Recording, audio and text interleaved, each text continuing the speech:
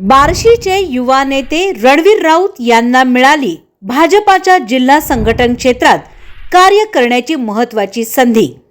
भारतीय जनता युवा मोर्चा जिल्हाध्यक्षपदी रणवीर राऊत यांची झाली निवड। राज्याच्या नेतृत्वांनी घेतली रणवीर राऊत यांच्या कार्याची दखल।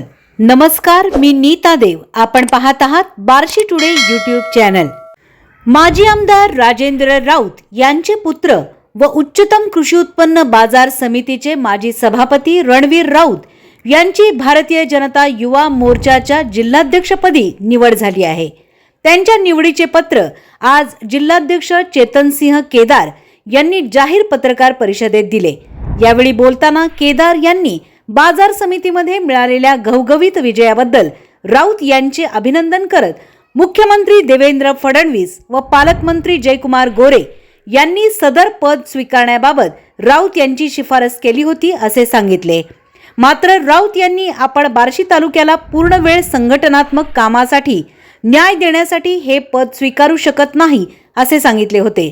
मात्र या निवडीबाबत दस्तूर खुद्द मुख्यमंत्री व पालकमंत्र्यांनी शिफारस केल्यामुळे आपण हे पद स्वीकारत असल्याचे यावेळी राऊत यांनी सांगितले। रणवीर राऊत हे महाविद्यालयीन जीवनापासून समाजकारण व राजकारणात सक्रिय असून त्यांनी 3 वेळा श्री शिवाजी महाविद्यालयाचे विद्यार्थी प्रतिनिधी पदही भूषवलेले आहे।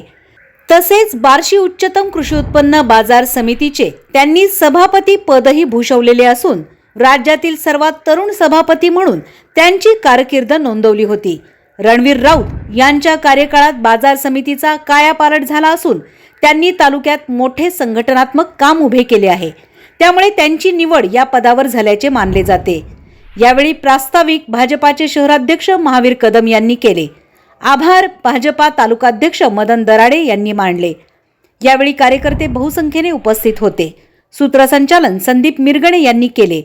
भारतीय जनता युवा मोर्चाच्या जिल्हाध्यक्षपदी रणवीर राऊत यांची निवड झाल्याबद्दल त्यांना भावी वाटचालीसाठी बार्शी टुडे यूट्यूब चॅनलच्या वतीने हार्दिक शुभेच्छा।